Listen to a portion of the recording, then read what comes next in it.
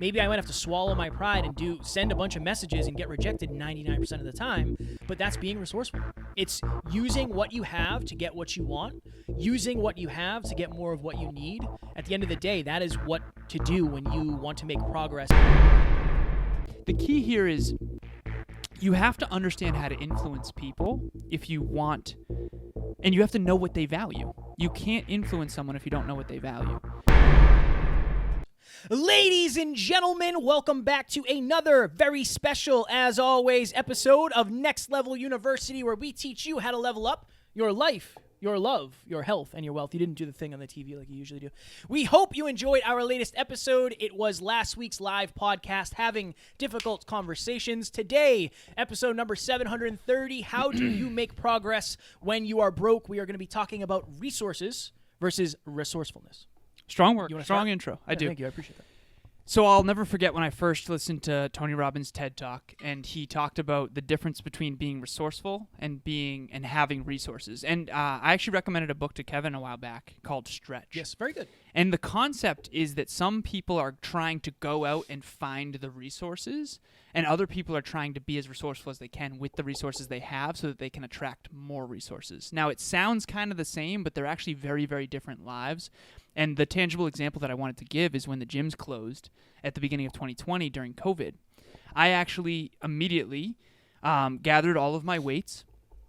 I was living in Bellingham at the time, and I had a straight bar, I had an easy bar curl bar, I had 2 35-pound dumbbells that I bought at Dick's Sporting Goods a while back. I had a pull-up thing that hangs in the doorway that I used many years back. Is that the trademarked perfect pull-up? Maybe.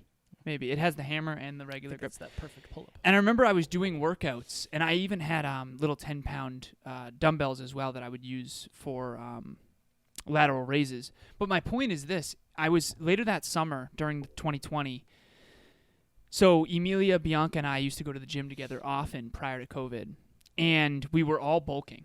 And then we were planning on cutting during the summer. That's typically what you do. You bulk in the winter, and then you cut. So you focus on muscle building in the winter, and then you cut for the summer so that you're nice and lean. And we had just talked in Impact Fitness together about how we're going to all lose a lot of weight. I think Bianca was shooting for 25 pounds. I think Emilia was shooting for 20, and I was shooting for 15 pounds to lose that weight. And then the gyms closed after that. Yeah, it was brutal. It was brutal. And so we had to get really resourceful, all of us, and we had to figure out how are we still going to work out during COVID. And I actually tell the story often about when the gyms opened back up. I actually was crying tears of joy on my way to the gym because I missed it so much. But I remember I was at the lake during the summer. It was the 4th of July weekend, and we were together with some just close family because COVID was still very prominent at the time. And I remember thinking to myself, like, I'm really not in as good a shape as I want to be, but I remember thinking, like, at least I'm doing everything I can. At least I know that I'm doing everything that I can with what I have. And so I was literally doing workouts, 35 minutes, 40 minutes, in my closet. It's a big, like, walk-in closet, and that's the doorway that I used for pull-ups. And I would put music on in my room, and I'd blast it, and I would just get after it. And I did what I could. What else are you going to do? And I think that's what resourcefulness is all about, is, like, I could have easily done what a lot of people did during COVID is, gyms are closed, can't work out. That's what I did. That is what you did, yeah. I was just like, I'm not going to do it. I'm just not going to. Running's not for me. Like, if I can't lift heavy things, I'm just not super interested in it. Right. And did you see fat. That guy who did, I got fat. You got fat. Yeah, definitely. You see that guy who did, he set up, like, a jungle gym, like, outside. He was doing, like, he had, like, weights on ropes hanging in trees to do lat pull downs. That guy on Instagram who, like, made all these makeshift sort of weights. Anyways, so that's what I did. I got resourceful. When I didn't have the resources, I got resourceful, and I think that's what this episode's about. So my story, I think, is more geared towards entrepreneurs, and Alan and I have talked about this, and it's funny now, but it definitely wasn't funny at the time. Mm-mm. So early on in our journey, when we didn't have clients, and I still had, I'm still paying off the credit cards of getting the business going. So it was like, what's my monthly payment? $800 or something like that? Yeah. Something wild. So I was paying rent My car was paid for, which was nice, but we had a lot of bills. We had a lot of business bills, and Taryn and I had a lot of bills as well. I literally did not have enough money in the bank to cover our bills, so I took one of my credit cards, charged myself through our website, and then paid with the credit card. And then that way I was able to take money from my credit card. And I did that several times in order to pay bills. Now, again, I know that's a little reckless, but that is the level of resourcefulness that we needed at that time. We didn't have the resources. We were working on getting the resources, but sometimes resourcefulness might mean backing yourself into a corner for a short amount of time. I mean, you and I have done that a lot. Of Brendan Burchard event was like, yeah, we're just going to wing it. Like, we're just going to put it on a credit card and see what happens. Now, again, that can be reckless. Alan and I have had, I think, more clarity than most from the beginning of, like, we're going to be able to pay this off in a couple of years because things are going to work out well. But think about, I remember early on, we wanted to get a cartoon intro made of ourselves for YouTube. And one of our mentors connected us with somebody. And I remember I was like, dude, this is going to cost us a lot of money. This person worked at Pixar. Yeah. They worked with Pixar. I don't know if they worked at it. Yeah. And we ended up getting it for free. Yep. How do you, because you're really good at this, how do you use the resourcefulness of painting a vision to influence somebody? You know what I mean? Yeah. Yeah, it's a great question. Like I appreciate that. Of course, whether getting people to fly across the country to come to our live events for very little money, like, you've done a really good job of being very resourceful. That's where I learned it from. Oh, thank you. Thank you.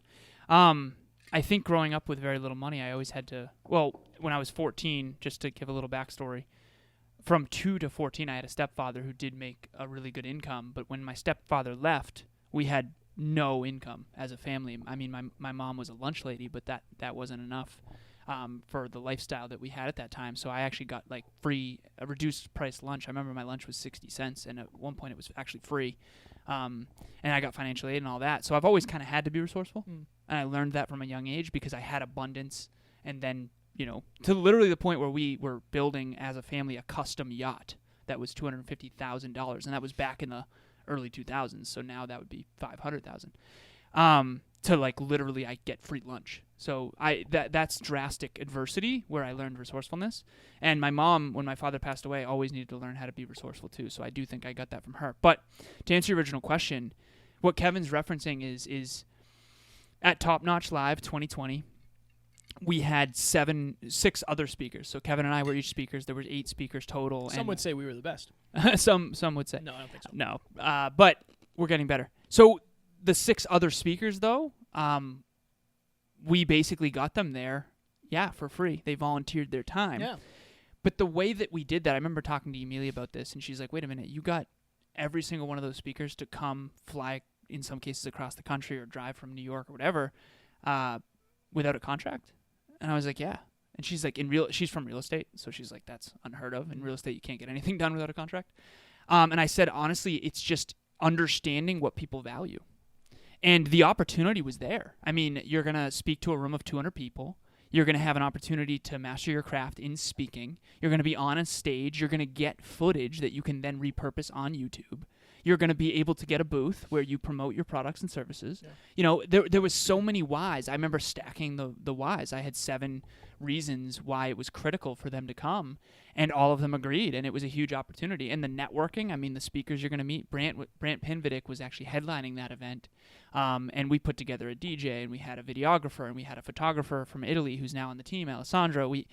And I'm actually excited because Next Level Live is going to be February 2022, and we're going to be very resourceful because those events are very difficult to make profitable. When you see a big picture of a wonderful event, like what you're not seeing is how much money that cost. It costs so much for the food and the venue and the booklets and everything in between. And we also had, shout out to the volunteers. We had like 16 volunteers, like unbelievable event. And those events aren't as profitable as a lot of people think, and it's really important to understand. I mean, paying speakers make a lot of money. You know, in Your World Within Live, I believe we paid Evan Carmichael, at least our team did, $6,000 for that speech, and even that was on the lower end for what he normally charges. So, the key here is you have to understand how to influence people if you want, and you have to know what they value. You can't influence someone if you don't know what they value.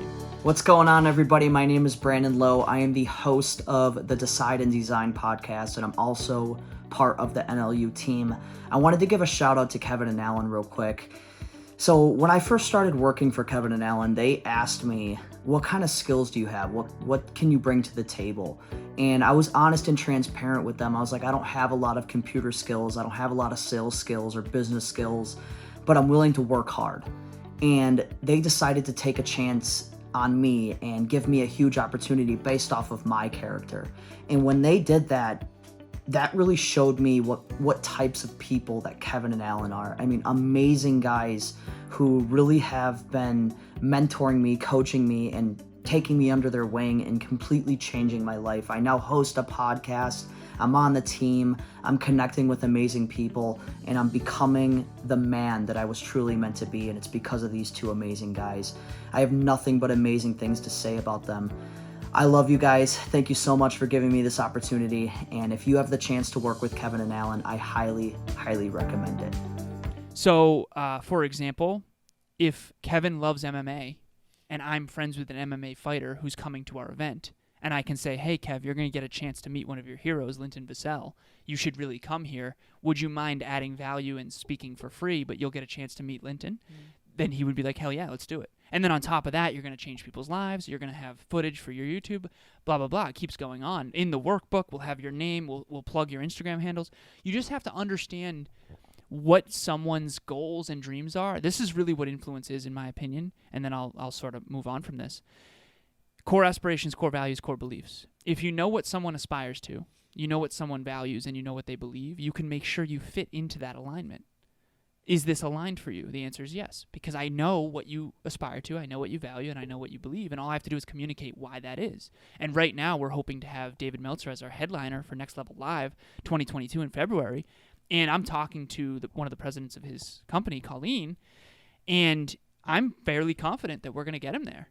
You know, and the reason why is because I understand all of his goals and what he values, and I've stacked the value, and I believe he'll do it. And so that's getting resourceful, because last time Dave basically said 2,500 is the lowest I could do it for, and we didn't have the budget at the time. And I know that this time we've grown. This time it's going to be different. Our relationship capital has grown with Dave, and there's a million other reasons that I don't want to get into here, but that resourcefulness has really helped us, because early in our journey, Kevin and I, we bootstrapped. We traveled when we didn't have the money. I liquidated many of my stocks and stuff just to keep my expenses low and pay off my bills.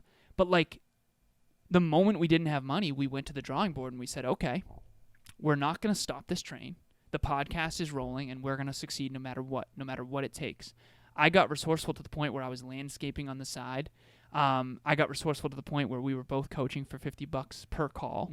And we just got to the drawing board. I can't even tell you how many times Kevin and I have sat in front of the whiteboard, like trying to figure out, okay, this is the expenses coming in. This is the podcast. We won't stop the train. We're adding massive value. There's a lot of mastery and impact, but like we have to be profitable in order to grow this thing. Let's go to the drawing board and figure out how to make money. And that's what we've done every single time. I think it's what resourcefulness is at the end of the day, is it's an extended level of creativity. If you're somebody who's new to business, and Gary Vee says this, and I think I'm realizing in the moment, and the more I reflect, that I love Gary because he's so tactical. Like, go do this, and this is the result you'll get. But it's like, okay, if you are a new podcaster, or say you have a podcast company like we do, Next Level Podcast Solutions, say you have that, you just DM 300 people and say, hey, I see that you have a podcast. We would love to help you with your podcast. I don't know what you're paying to get all of your stuff done, but I guarantee we can do it for cheaper and better quality. And right. you just get resourceful by sending messages and building relationships and getting creative in terms of, okay, I need more clients. What do I do? Like, okay, that's a social media post that's resourceful. And I think it has to start with some level of belief that what you want is not only possible, but possible for you. And I think it's also practice. It's the practice of saying, like Alan said, what does this person value? How do I communicate the value that they will perceive. Like people always say, how do you get mentors? You find what they value and then find a way to fill that gap, right? Here's another way, and I think this is important for us to bring you behind the scenes. We have this picture that we show in group coaching often of 600 episodes. So Kevin created it. There's 3 pictures. The very top picture is when we were at 100 episodes. 100 episodes. And it's got a black backdrop, terrible camera, and we had Steve McQueen, which was our little mascot, little skeleton. A little backstory about that. My sister was a X-ray technician, and she had a little skeleton, and our studio at the time was actually my sister's old room. That's resourcefulness. My sister's old room was our first podcast studio. Then, at episode 300, we were in my mother's basement at the time, and there's a little TV behind us, and it's a little bit better, but it's not great. And then you get, first photo, second photo, third photo is 600 episodes. And that last photo is us in this studio that you see now, dressed up nicer, much more well put together with a beautiful backdrop. And the point is that if we weren't resourceful in terms of, okay, we're willing to podcast in my sister's old room and whiteboard in my sister's old room to try to figure out how to make $50 a call coaching, and we weren't resourceful at episode 300 of podcasting in my mother's basement, okay, would we ever have gotten the studio? And the point is that we wouldn't have, right? A lot of people think, well, I don't have the money for that. It's like, okay, another behind the scenes, one of my mentors donated this camera that you're watching us on right now. This is a $5,000 camera that we could not afford back then. One of our other mentors donated 3 cameras that were all, I think they were cheaper, like $200 a piece or whatever. But we've gotten unbelievably resourceful, and we've had a lot of support, which is great, but we also added massive value to those other people too. And so it really comes down to, are you willing to do whatever it takes? And the same, just to circle back to that first analogy, when the gyms closed, did you use that as an excuse to not work out? Or, Kev, Kev did that.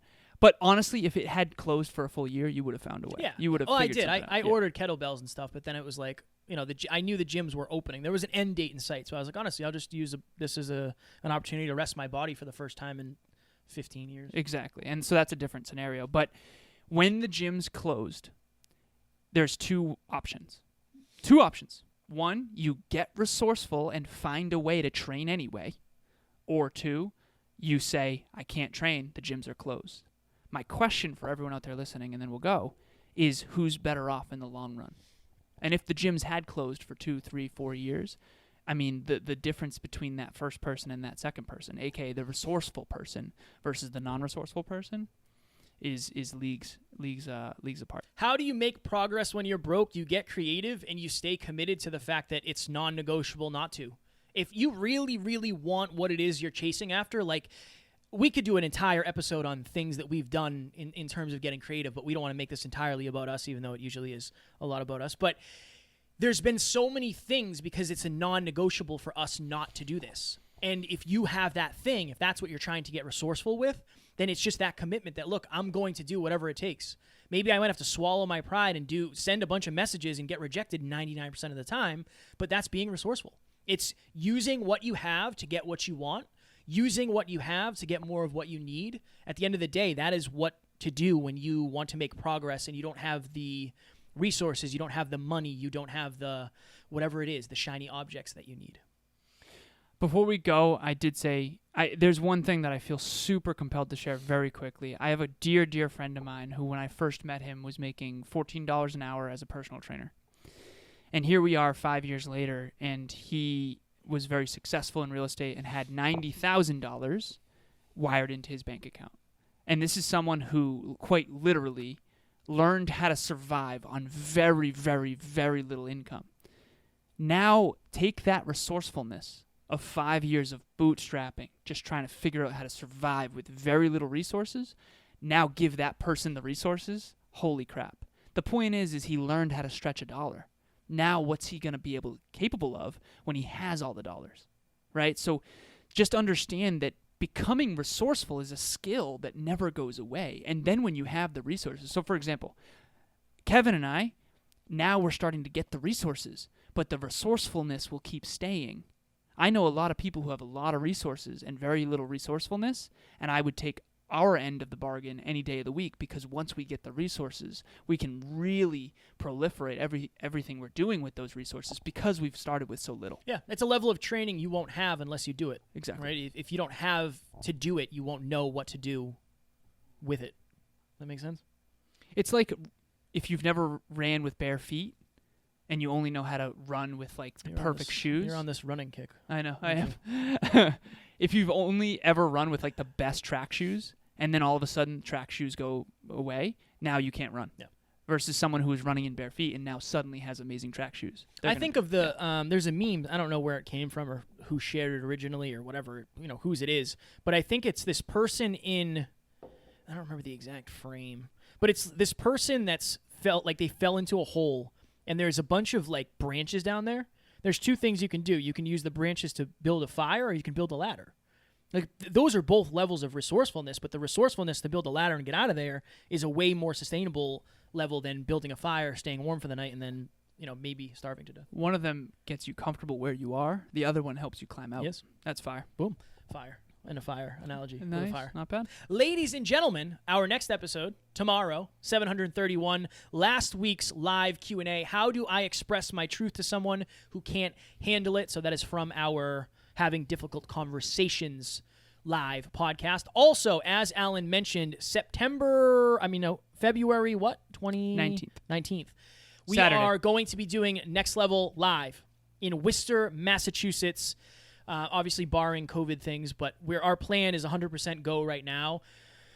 Trying to get Dave. We have a lot of amazing people that we'll be bringing to that event, so put that on your calendar. We will continue to launch and drop details as we go, but it's going to be absolute fire. I know our last event that we co-hosted was super, super powerful to everybody that attended, and if you've never been to an event, it's great. If you've been to events, it's great. At the end of the day, we want to meet our amazing community and help you get to the next level in person. Doors open at 8:30 a.m. First speaker steps on the stage at 9 a.m. Last speaker is finished at 5 p.m. Last time it was an amazing day. 8 speakers, 8.5 hours, full immersion, unbelievably life-changing day. There's going to be a workbook. It's going to be amazing. Picture everyone together trying to learn and grow as much as possible, and everyone has huge goals and dreams. Everyone's trying to get to the next level. It's going to be a whole nother level of a community. Imagine Next Level You, but in person. It's going to be, the difference between watching us on YouTube versus going to the rock concert. It's a very different feel. It's different, and it's beautiful. It's a rock concert. Will you be performing a song? I know, but I think you should do acoustics for sure. I can't play the guitar or sing, so I'm going to need some help. Okay. Ladies and gentlemen, as always, we love you. We appreciate you. We will talk to you tomorrow, and we do not have fans. We have family. Talk to you soon. Bye.